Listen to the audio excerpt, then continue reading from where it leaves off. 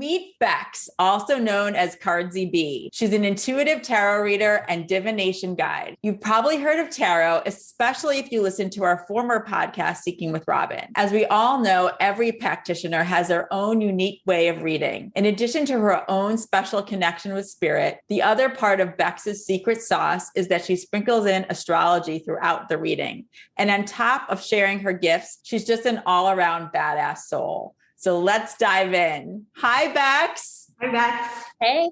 So glad you're here. Thanks for having me, ladies. I'm so excited. Oh, we're thrilled to have you here. Yes. I mean, every time we talk to you, there's always so much wisdom that comes through, even when we're just having just a catch up. So we're excited that we get to share with so many other people today. Thank you. And it's great because we're just in such a powerful portal this month with February. There's the full moon in Leo, the 22222. Did I say that right? So powerful. So I love that we're coming together in this time. Oh, and we're feeling it too, big time. I know we can't wait to talk more about it. But first, let's talk about the difference between a regular tarot reading and an intuitive tarot reading. Do you think that all tarot readings are intuitive? What's your opinion? That's a really good question. And I think that one could argue that it's not all tarot readings are intuitive, that you can learn the data and analytics behind cards and read very fundamentally or very literally. And it doesn't mean that there's no truth in that. But I think that for me, I identify as an intuitive tarot and energy reader because I work with both. I learned the tarot when I was quite young. I was self-taught at age like 10, 11. And it was something I played with as kind of a hobby my whole life. And I always say that learning as a child, it's like learning a language as a child, that you put less rules and rigidity around how to read. You're kind of like, this is the card. What am I seeing? How does it make me feel? Later in life was where I built in studying more deeply about the numerology behind each card, the astrology, the Kabbalistic tie-ins. So that's where I could say, I do believe everyone is intuitive, number one, but I feel like a lot of people could read from more of a fundamental like tarot reading of, oh, this card means this astrological. I'm just looking at like, I have the high priestess sitting on my table. This is the high priestess. She's the most intuitive in the deck. She sits between light and dark. All of those things are true, but intuitively you might see this and be like, the first thing that's standing out to me is the association with the moon. There might be something coming up this week with the full moon. Let's look at that. So I think that that's the difference between a more literal reading, that's kind of a by the book memorization, and using your intuition to what do you see? How does it make you feel? What are the first messages that you're hitting you when you look at a card? Wow, so interesting. How did you discover your intuitive gifts? And then the second part of that is, how do you use those when you're reading someone else's energy? Definitely. I think that even the way that I learned tarot as a kid, I wasn't as rigid with myself as I was saying. And I kind of just played with, what does this card make me feel? What do I think of? Or what do I associate with when I pull this card in the tarot? So that helps me be a little bit more open and a little bit more fluid with receiving energies. I think as a kid, I always got information in very non-conventional ways. And my mom and dad, they didn't really understand it. And they didn't mean to be dismissive of it, but they were just, as all of our parents, they're doing the best that they knew how with the tools that they had. And my dad would always say that I was very overly sensitive or very high maintenance because of the way that I would get information. I remember we would be driving certain ways and I would know that something bad happened on a certain road or like a path. And I would say, I don't like going this way. This is the depressing way. And my parents wouldn't understand that I knew something bad happened there. And then later in my career, I always enjoyed the metaphysical. I would save up my allowance, my money to buy astrology books and tarot, but I kind of abandoned that. It wasn't as cool as it is now. It wasn't as, I'm so grateful it is mainstream and that it is much more well received. But back in the late 80s, early 90s, it was very it was a hidden occult section of the bookstore. It was something that wasn't cool. It was seen as taboo and maybe dark energies. So I veered away from it as I moved into high school. So it was something that I had always enjoyed, but moved a bit away from in high school and then into college. Later in my life, I went into the fashion industry and I never really figured it out, I guess, until I came back into this work later on. But I was like, oh, the reason I was so successful at quite a young age was intuiting trends in the industry. Because I remember my first job, I designed for Nike. I'm the least sporty person. And I had the best selling men's basketball. Like I never even watched a men's basketball game, the best selling men's basketball short when I was literally working as a design assistant, maybe intern level, like while I was still in college. And people were kind of like, how does she do do this? Like, how do you know what's going to sell? And it was kind of intuiting trend, intuiting what colors were going to be popular with the collective and tapping into the collective consciousness. And I was doing it from a fashion perspective, but later I saw like, oh, I thought that everyone could do that. I didn't think it was a special gift, and it served me and it made me kind of escalate in my corporate career very quickly, but it wasn't the thing that was, I felt, my sole purpose long term. So I'm now coming into this work over the past 4 or 5 years, being able to offer energy readings and work with people one-on-one in groups, teaching intuition through the tarot. I'm so grateful to be able to utilize that and offer it to others in a way that I can see a ripple effect. I was just going to ask before we move on to anything else, can you just, for people who are listening, define what you mean by that collective consciousness? I think that that's such a good question. I feel like we as a collective, as all of us, as humans on this earth plane, are emitting out energy, and we're all tapped into one another. And we can feel that. For example, if you walk into a room, you've probably had this with friends or family members, and they've been fighting, and you walk in, you know nothing about the situation, but you're just like, the energy feels heavy in here. It might feel dense. It might feel awkward, like, oh, I'm stepping into something that doesn't feel as comfortable as when I was just making my way over here on the street feeling. That is kind of how we all connect energetically. This has even been proven through quantum physics from a quantum perspective of, there's an experiment, I think it's called like the 100 monkey experiment, where there were monkeys learning to use this tool to eat with as opposed to with their hands. And they studied this. And when it reached 100 of them doing this, that were being observed with scientists like documenting the data, when it reached 100 of them, they were seeing other monkeys utilize this and kind of breaking things into tools and eating with them because they tapped into the collective consciousness, even though it was hundreds or thousands of miles away. So we emit these energies and we pick up on them from one another. Sometimes it's stepping into a space like the example of the couple fighting. Sometimes when enough people are activated, like the 100 monkey experiment, we start to feel it. It's the same way that an idea will be birthed in Japan and then it happens at the same time in the US. And we're like, how do these two inventors at the exact same moment, it's tapping into the collective consciousness. So I think that that was always my ability with fashion. I don't think that I'm a fashion genius. I think that I was able to see, oh, the collective's going to gravitate towards this shade of navy in basketball this year, right?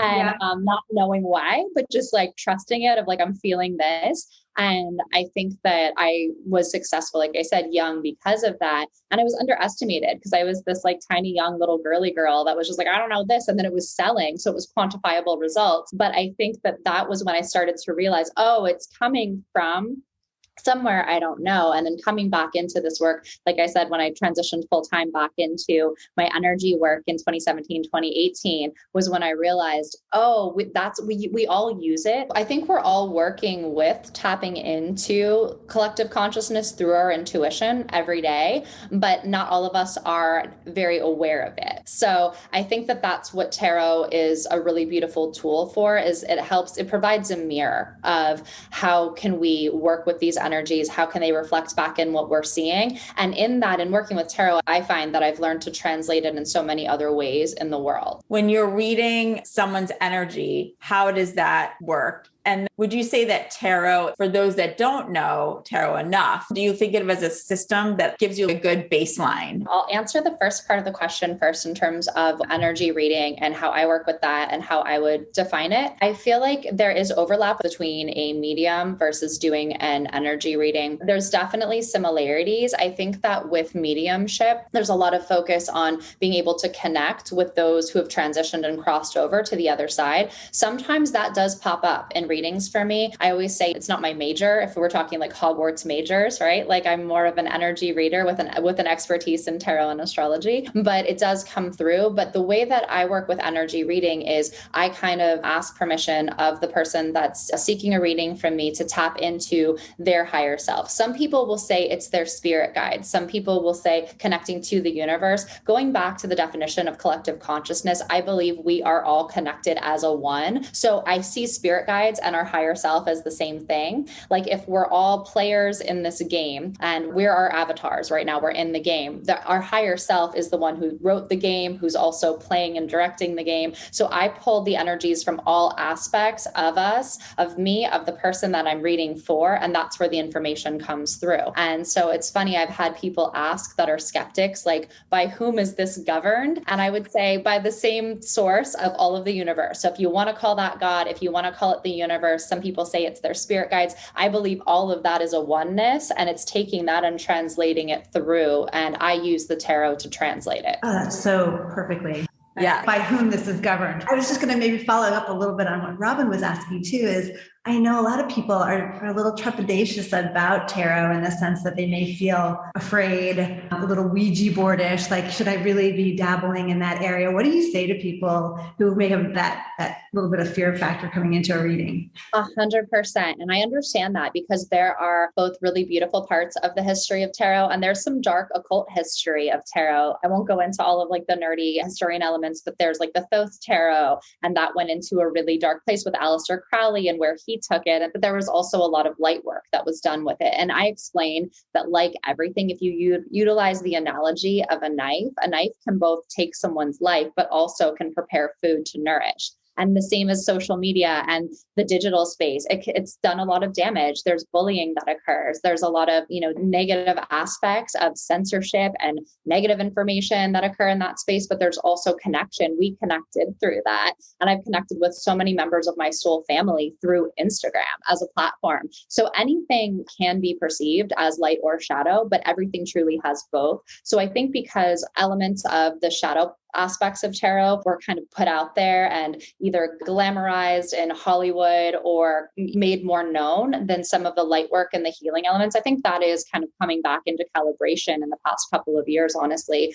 But I think that's why there's some fear around it. But for me, I always say, if it resonates with you, it's a beautiful tool that can really, really help tap into and activate our intuition. And if it doesn't, there's so many other tools out there. If you're drawn to divination tools, there's oracle cards, there's pendulums, there's other actual tools that can also provide physical mirror to direct back in. I've always resonated with tarot. I believe I've probably worked with it in many past lives because it came very quickly and very intuitively and efficiently through to me. It's like an amplifier, isn't it? Like, is it an amplifier of people's energy? That's how I think of it. And some people, I know that there are powerful mediums. I know that Robyn works as a medium. Some people can tap into that without any exterior divination tools, which is always something I admire. I compare it to being a mirror in the way that if you go in and need to try on something and you need to see a mirror to try it on. I worked in fashion for forever, so I can usually not even try stuff on and be like, that's going to look good on me. Or I could try it on in the dark and be like, perfect fit. And some people, like, the mirror brings back to like, oh, this is a fit. And to me, tarot helps with energy work, providing that mirror. And it's also a roadmap of organizing the information, because a lot of times in a reading, a lot will come through and it helps me to put it all out and be like, okay, now I'm organizing so that I can translate the most clearly and most effectively for the person that I'm reading for. Wow. You put that so clearly. Yeah. And I love the way you described it. And it really is the way that you read. So it's so cool. And then we'd love for everyone to hear how you integrate astrology into your readings.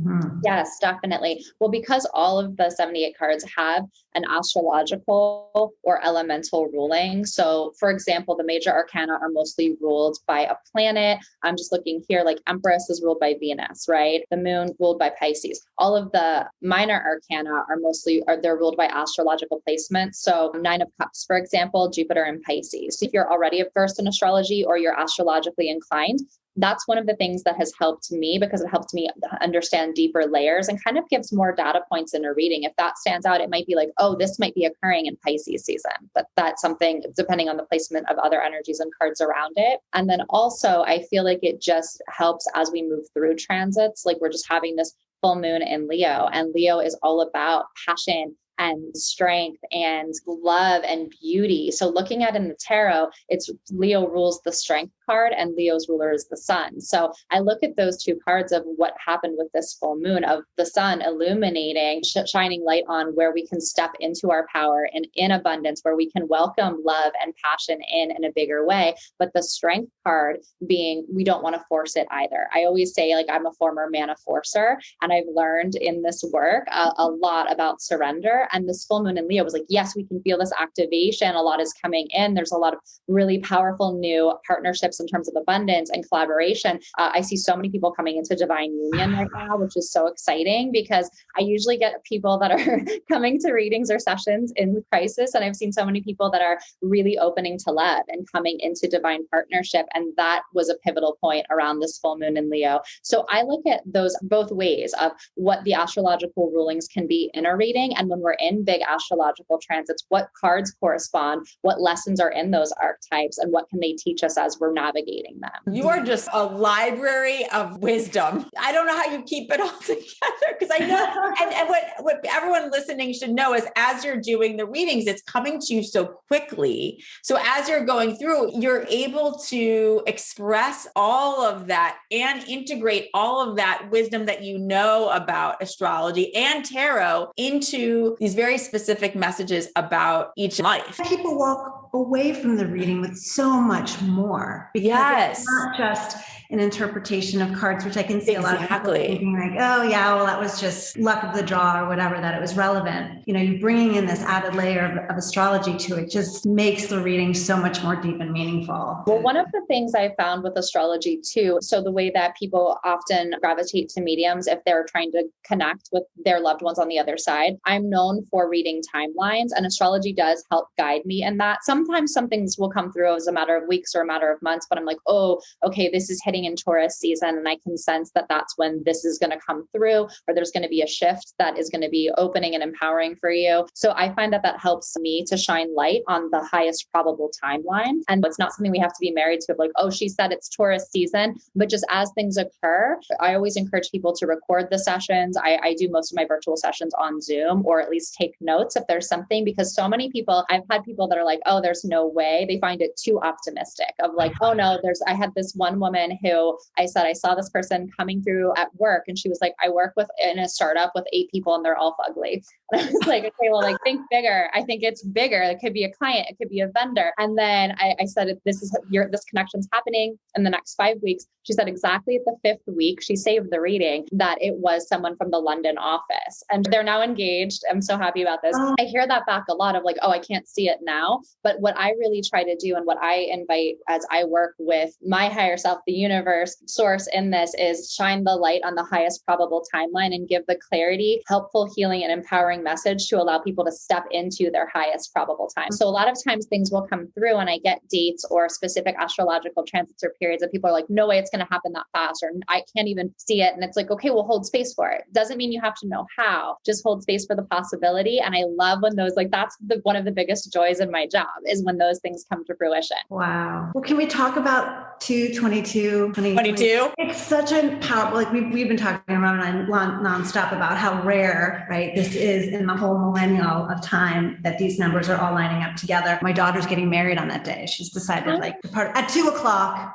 And that's it. It's a Tuesday. I mean, it's just all about, as we know, a great day for partnering in general. But I would just love to hear your perspective on that and what you think that holds for us, not only right now, but, you know, in the weeks to come. Totally. It is a palindrome date, number one, which means palindrome is that it reads the same front to back. So that's a really interesting portal, in that it's like all ways lead to within. And the 2 is the high priestess in the tarot. So I always look at that when I was saying that is the card ruled by the moon, the most psychic card in the deck, the ability to integrate light and shadow and kind of unlock some hidden doors. So I think there's going to be a lot of things that were maybe in shadow or compartmentalized for people in a good way coming out and coming to integration. It's also the card of partnership and unity. So all of the 2s in tarot are about unification, about balance and harmony. So it's a beautiful day to get married on, 100%. Like I was saying, a lot of people very activated with the full moon in Leo this month, coming into divine union, or they have found their partner and it's getting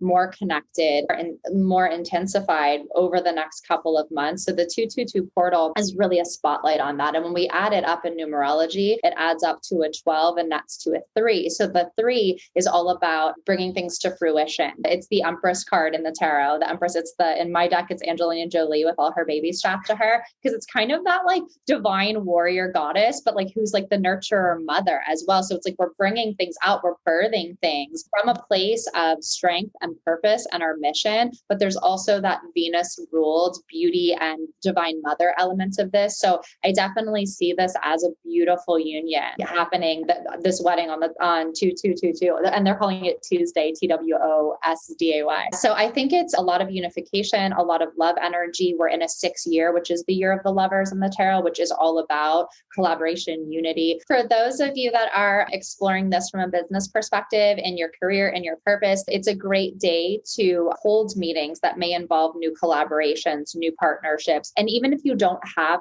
big meetings or big projects launching on that date, it's a good day to put intentions out there. And also, I'm going to say on the complete flip side of this, if this doesn't resonate, you don't have to make it happen. I always say, take that, much like tarot as a tool, it's so powerful and so healing for me. Other people don't resonate with tarot at all. They may use oracle cards. With these portals, if you're feeling it, if you feel activated, if you're hearing about it and you're like, oh, I want to work with this, I want to do something, it's for you. It's kind of like that message is for you. This portal is for you. But for those people that aren't necessarily feeling it, it's not the only potential portal. There are so many, and it's not just the palindrome dates, the repeat number dates. It can be an astrological transit. I said that like Valentine's Day this month was a freaking portal for me. I'm super cheesy. I'm a Sagittarius. So I like run around like Cupid and give gifts to all of my friends. I'm super single, but it's my favorite. Like I love it. I'm like, oh, it's a heart chakra portal. So whatever activates you, work with it. I do think this is a very powerful one. I'm going to be working with this energy on the 22nd, but if you're going to know if it's for you. It's kind of like if you're on a freeway and you know where your ramps are. You're like, oh, that's where I'm meant to be going. That's going to be the express path to there. Trust it if you feel it. But if you feel nothing, you're not wrong either. There's probably other portals coming up for you. And would you say too, if you are feeling it, and let's say it's not from a business perspective, but would you say it's a really good day to set intentions? Definitely. And working with 2 as a number, when I was saying the high priestess, it is kind of one of the most intuitive cards of knowingness and knowing our inner self. So being redirected back to when I was saying it's unlocking things that may have been in shadow, and not in a scary way. I think people think of that with the high priestess of, am I going to unlock this Pandora's box? Maybe I don't want to know. It's the same fear that people have in receiving a reading. Like, maybe I don't want to know. And it's a knowingness that's going to offer more empowerment and more clarity that's coming through on that day. So that, like I said, it may be for business, it may be for love, but it can even just be things that you've been sensing. Something big is coming. A lot of us have been feeling, I know that these things that I've been planting the seeds for, I know it's on the way in, whether it's a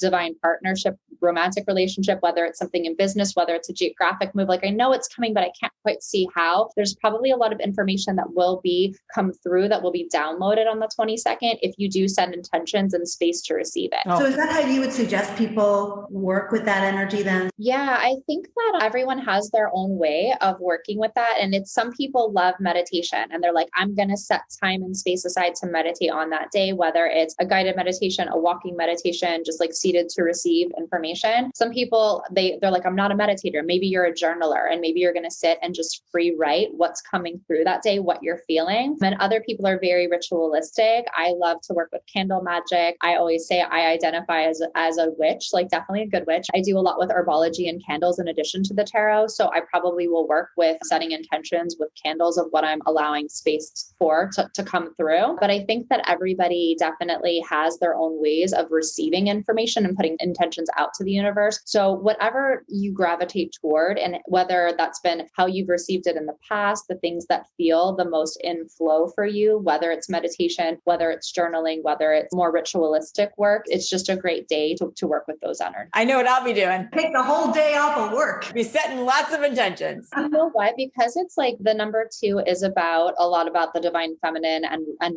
receiving. So many of us, especially women, I think have a hard time with receiving. And we've been so trained to, it's funny with the Empress, the Angelina Jolie card, which it nets down to a 3 of like, we're taking care of, whether we're mothers, we're taking care of kids, we're doing, our job, we're doing all the things. I only have a Pomeranian fur baby. So when I say we, I mean my fur baby, but it's that this energy of we're supposed to be in giving and doing and creating mode. And though there's a lot of joy in that, many of us struggle with the receptivity. So I think that also 222 is a good day to receive. And that may even be the way that you're going to invite these energies in or work with the intentions is going to receive a massage or going to receive a Reiki session. It doesn't have to be a big complex ritual if that's not something that if that feels overwhelming, or I don't even know where I would begin. Your homework can literally be go get a massage. Just being in receptive mode and saying, I want to receive what's supposed to come through to me on this day. I hope everyone's listening. Go do this. Let's talk about your badass tarot deck, because I know we've mentioned it a few times. Obviously, this is a podcast, but you can actually go take a look at Bex's deck on her site, cardsy.com. It is so different and so cool and so empowering. Can you talk about the deck in general and how you came up with it?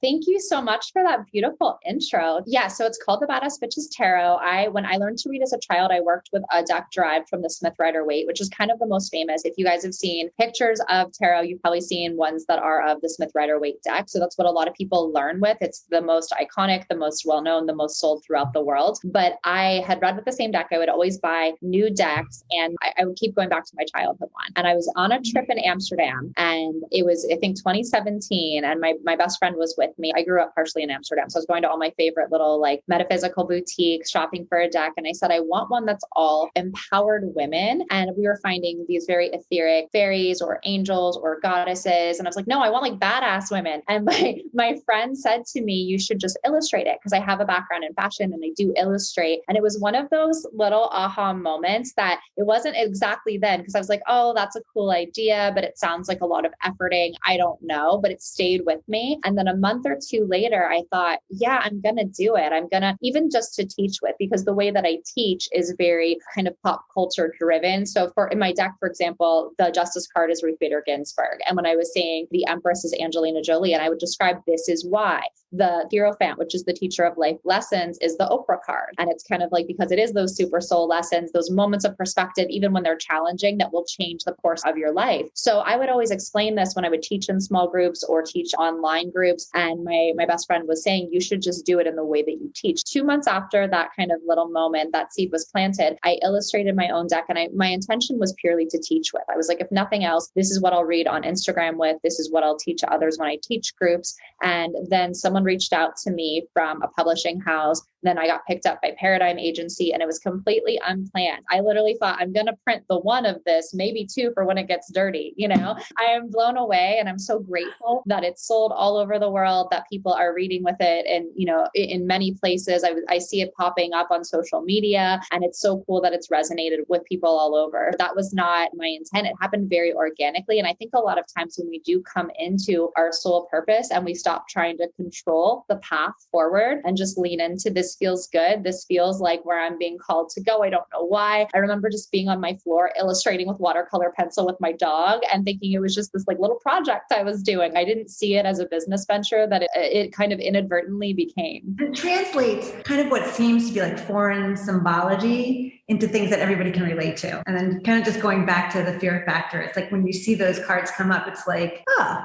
okay, I get it. Yeah, it really does. It helps normalize everything. And your story is so inspiring, like just the way that came to be. I actually didn't realize that. I have moments of just crying of gratitude that I get to do this, because I had a really major dark night of the soul in 2017, where I had gone through in my Saturn return from 2014 to 2017, I went through a divorce. My best friend and mentor passed away of HIV related complications. I lost my big corporate job. I was this global VP. I lost that job. I had started my own lingerie line. It looked cool on the surface, but was bleeding money. And I literally went through all of my money. And I was in a state of extreme poverty that a lot of people didn't know about, because you can present well on social media. And from what my old life was, people had assumed like, oh, I'm just still living the dream. And I had this really dark night of the soul breakdown. And one of the things that pulled me from a place of suicide attempt into, I want to tap back into this lifetime and I want to be of service, was tarot. Because I was pulling just a card a day for myself. And it was one of the only things I could honestly afford at that time. And I kind of remembered the healing that came through in it, and that there was something I could do that was of service, that was free. I was like, I'm not going to need production runs of garments, because I kept thinking like, I don't even know what I have to offer the world right now. And that was such a dark place to be in. And I think that tarot does bring that of like, oh, I have my intuition and I have these messages that I can translate. And that was such a pivotal turning point. So it was shortly after that I was in my process of healing, and I had come back into tarot tarot. I had started meditating, and my best friend and I went on a trip to Amsterdam because it's a place that feels like home for me, that I grew up there. And it was just in this little bookshop. I remember that moment. We all have those moments, those aha, like hierophant moments where she was like, just illustrate your own deck. And I maybe at that point had 1,000 followers on Instagram. I was not that big of a deal. I was booking mostly through word of mouth in terms of my sessions. I don't even know if I had a website back then. If I did, it was not a good one. And the fact that then like publishers and agents were reaching out to me because of this deck was such a blessing. And it felt very channeled in its creation. Thank you for sharing that. I mean, it was already an inspiring story, but now it's even more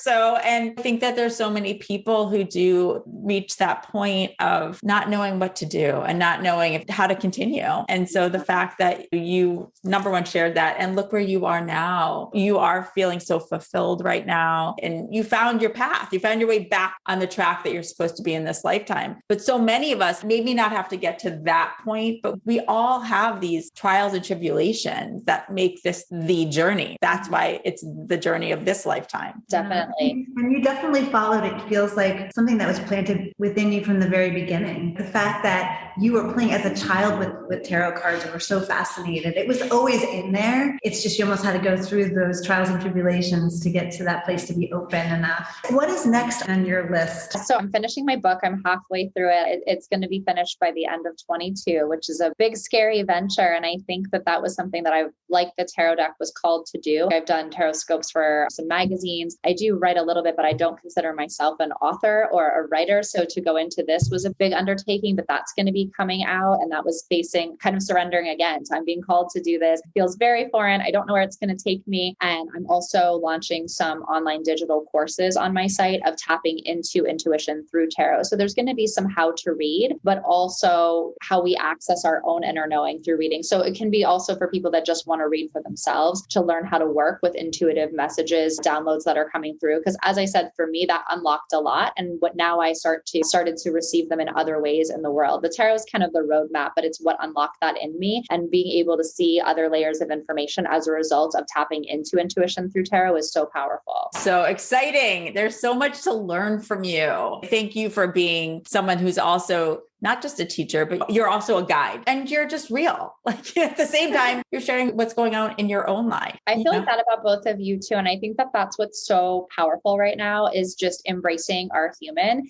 Even when we've cleared maybe levels of stuff, it's a spiralic process and there's always more to clear. I've been in moments with writing this book that I'm crying and I'm like, who am I to do this? Can I finish this? And I'm really candid and open on my podcast about that because I am very much human and I love being a human in this existence. And I'm not exempt even after moving through a lot of darkness that I did do healing around. There's all these layers of processing beyond that and these new things that come up. And I love that about both of you and how you speak, how you share information and the way that you teach, because you really are teachers on your podcast and on your platform, because it does tap into the desire to connect and unify and feel that we're not alone on this journey. Thank you. Thank you. It's true. We are so human. We chose to be, right? And so it is going to be up and down. So we should be sharing it. And where we can help one another, that's what we're here to do.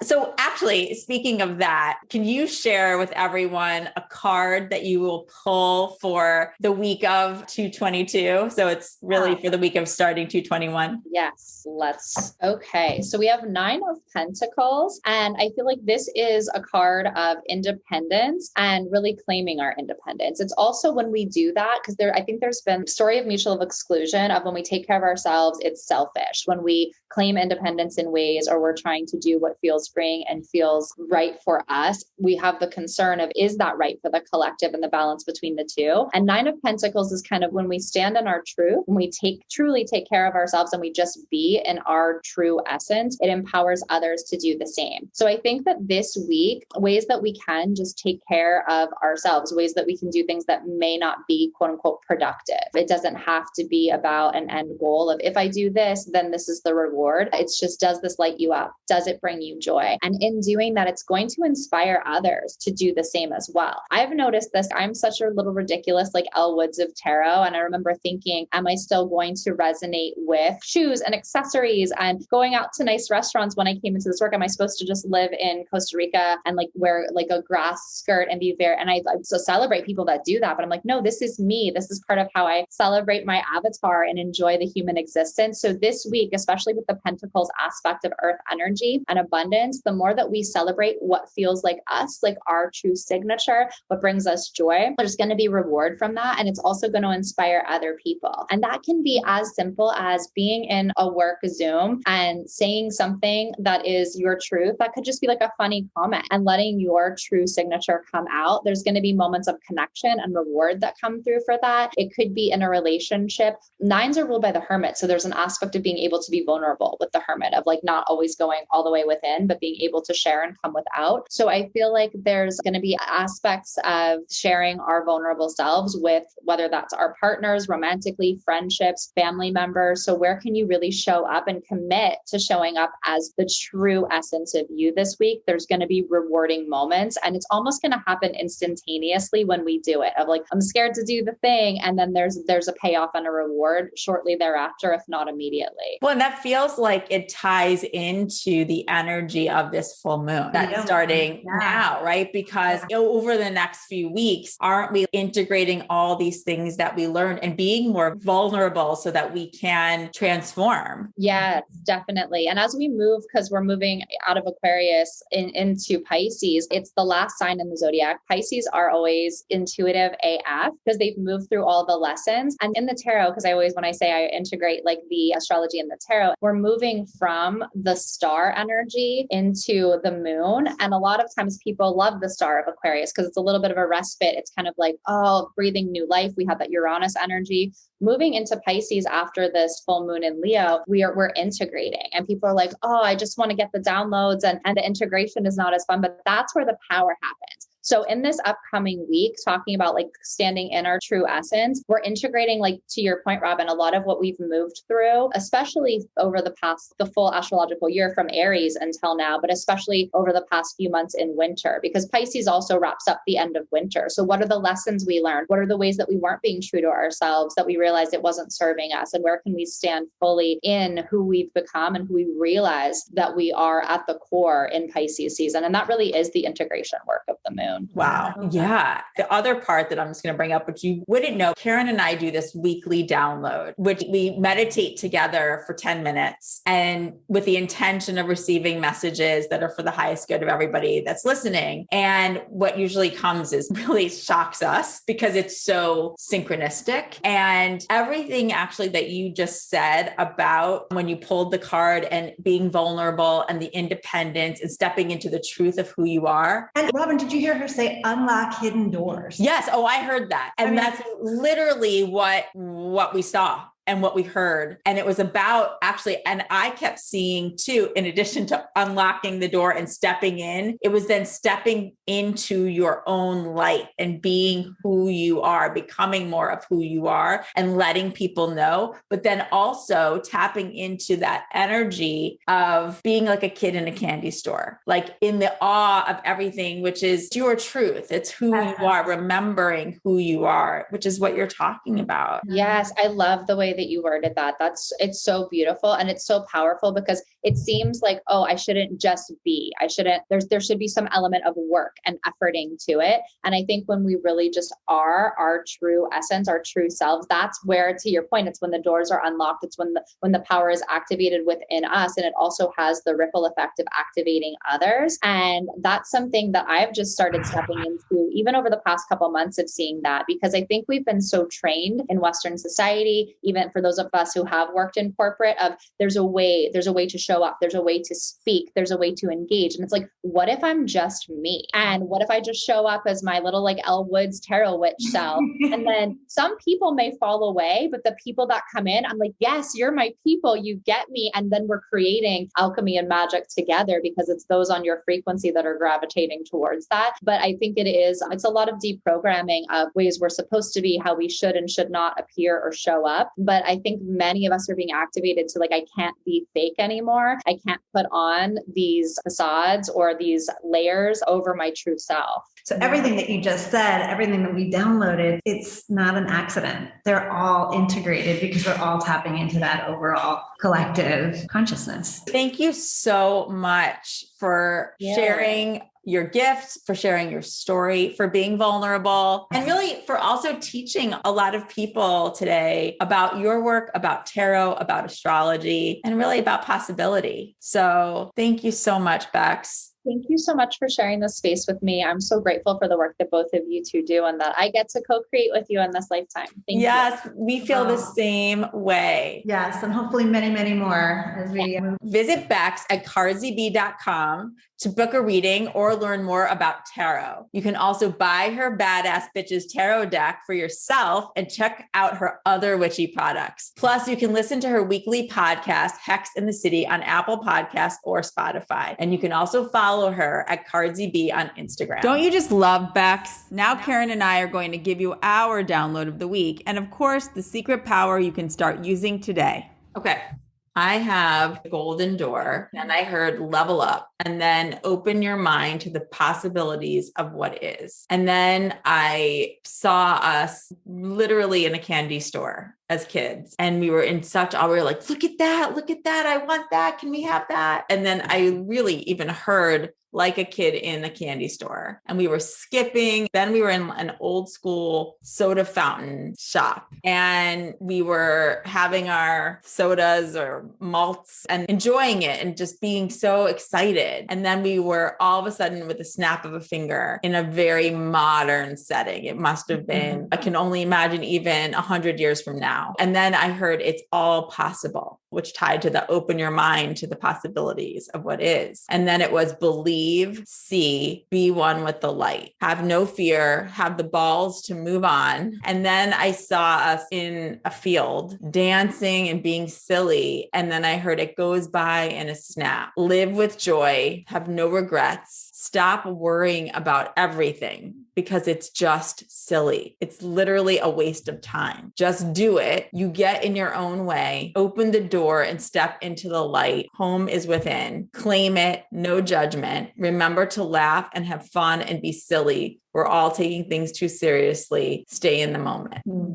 Gosh, there's so much good stuff there. I know when I set the intention to receive messages for everyone who's listening's highest good for the week of February 21st, I was immediately shown that door. And to me, that represents the portal that's happening on February 22nd. At least that's the feeling that I got, even though I honestly didn't have that going into our meditation. I just really, not that I forgot about it, it just wasn't top of mind. But then I was immediately shown that. It really feels like an opportunity of new energy coming in to help us recognize the energy and light within us, almost like a connector. I feel like it's going to help us connect more with our own energy within to every energy around us and within the universe. And this reminder that at some point soon, we have to talk about quantum physics and have someone on that can really help describe it, because I think I'm being shown that all of this is happening at once. That's way too mind-blowing at the moment to really discuss. So we're not going there. I also was shown in the visuals of what I was seeing were all these lights, like everyone being a light. So the light from within literally shining through and connecting all of us together.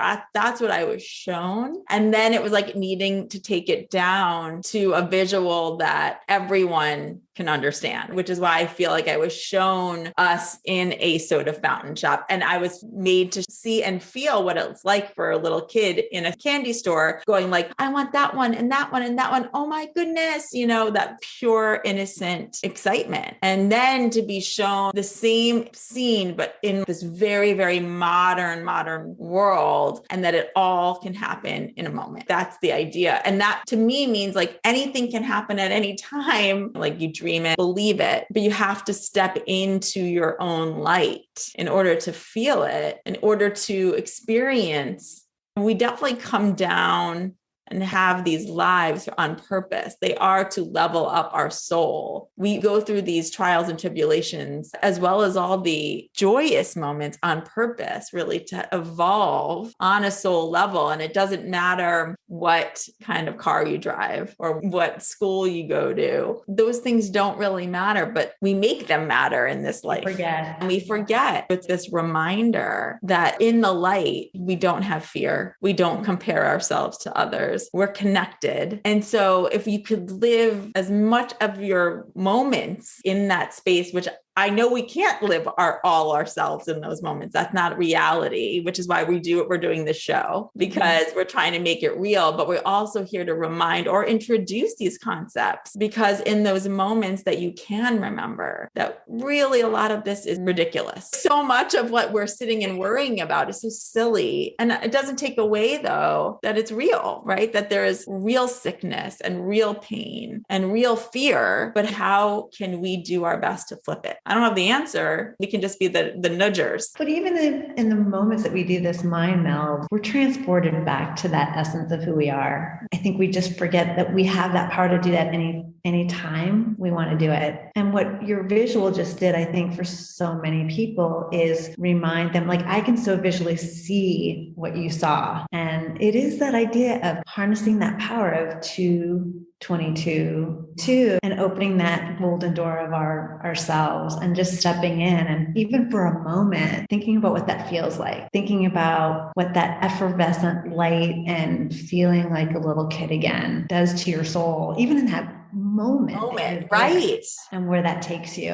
And I just love this idea of utilizing this as that portal to take that timeless trip. Yes. To feel that. I think it's all about open the door and level up. It's open the door and become also more aware of all the things that get attracted to that light. Once you open that door and you step in and you are one with that light, what else comes? It's that feeling, as we've just been talking about, of joy, wonder, excitement, and what comes with that other light that's like that. Who in your life becomes even a bigger part of your life because their light's shining so bright, and so is yours. And the darkness kind of starts to go away. It goes into that freezing the negativity, that exercise we did, because your light's shining brighter. Yeah. I think it goes also back to the signs as well, and playing that almost little kid. Exactly. It's that awareness. Right. And if you ask for them, it's so much fun to do.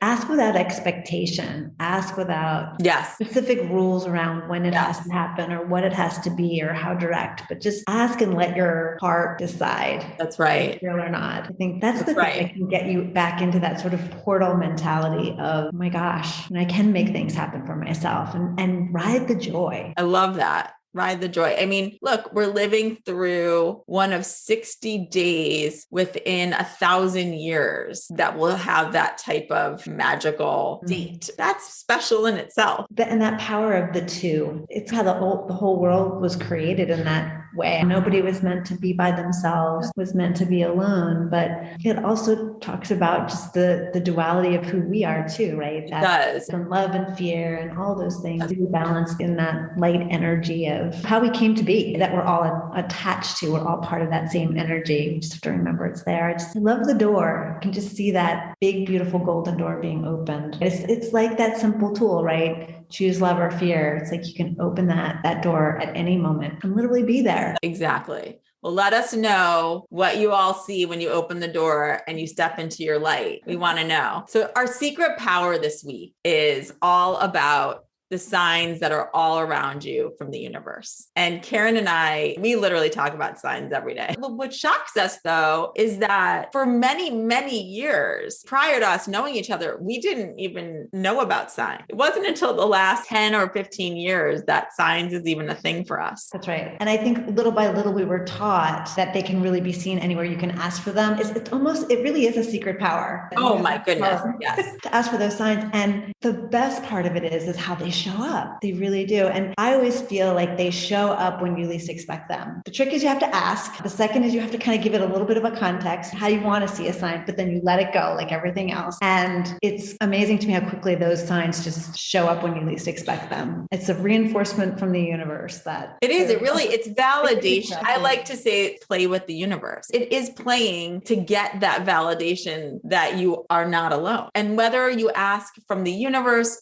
if you have a deceased loved one that you're really wanting to receive a sign from, there's so many different specifics you can look for. And other times they find you, as long as you're aware enough. If you find that on a daily basis, you keep looking up at the same time. For me, it was 11/17. And I was like, 11/17, that's my dad's birthday. That was really early on. And then it became like much bigger thing. It wasn't just when I was looking up, realizing it was 11/17. That became a much bigger symbol in my life. But these things come out of the blue. I know that sometimes I will ask for a sign just to know I'm not alone. And lo and behold, I'll forget about it, as you said. And then several hours later, and maybe sometimes it could even be the next day, I will see something that you can't deny. So right. For instance, for me, there's a license plate in my area. I don't know if they live in my town, but I've seen it at the weirdest times. It's Bob 76. My dad's name was Bob. He died on July 6th. And so that number is significant for me. And when I ask for guidance, I get Bob 76 in your BMW, you show up. So if anyone listening knows them, just let them know. Thank you for that license plate. But I also see 76 now, just 76. There's a dealership here who loans cars out, and 76. And it always comes when I need it the most. And again, I'm not looking, I forget about it. And then all of a sudden I'm just behind the car. I'm like, oh my God. But your story, you have to tell this story. Well, first of all, I just have to say, and this is why I know it works. I always look for license plates since you've been looking for license plates, and I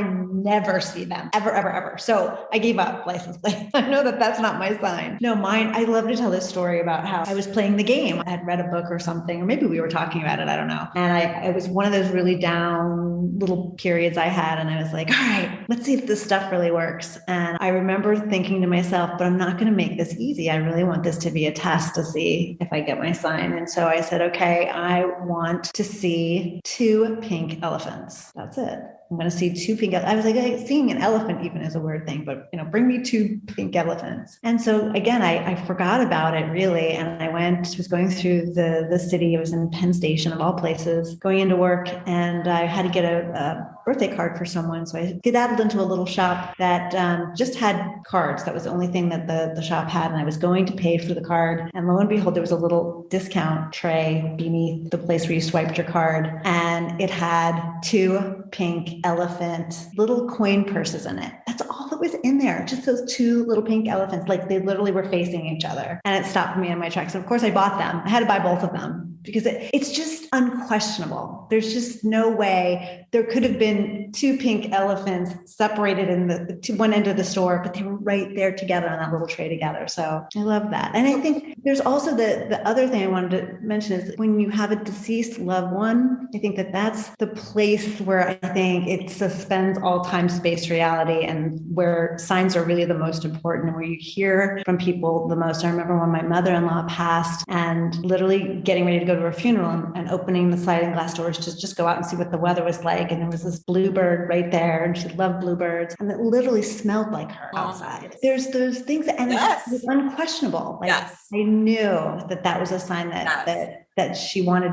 she wanted me to see that. And she also wanted me to tell other people about it. Yes. Well, and even like our story, I mean, we won't go into the whole thing, but and I know that we're supposed to work together because you sent me a PowerPoint, and the file name on that PowerPoint when I went to go save it. And this is when you and I didn't know each other that well. The file name was 11/17. _2015. And I legit lost it because it was so meaningful because of the context of what it was around, whether or not we were going to work together and build what we're doing now, which is still in its infancy, but really build a whole network of programming and help change people's lives in the best way that we can. And that's our hope. That's what we're working on. And it was solidified with that number. I know. It's so incredible how the universe works when you really need those signs to be there for you, to be your affirmations, like when you're really in those crossroads, if you lose someone or you're trying to make a decision or things just don't make sense, to be able to just ask. And it's such an affirmation, isn't it? Like it just really makes you believe again that there is that power greater than you. Exactly. And again, everybody's signs are going to be different. And if you're just asking for a sign from the universe,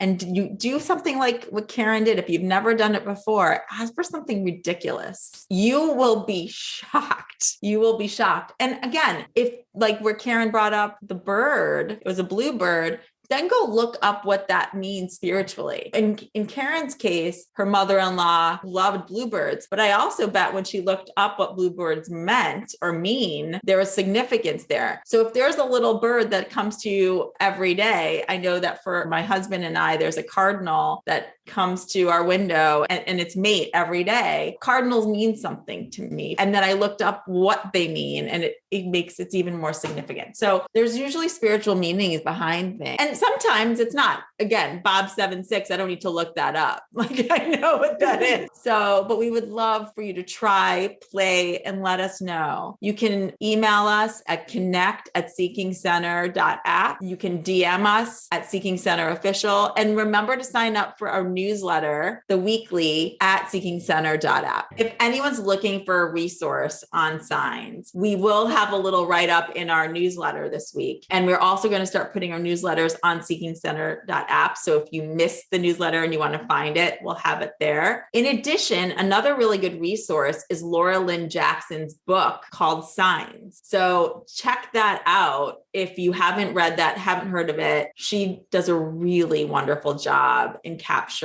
signs from all over and how you can look for signs as well. Thanks, everyone. Hey!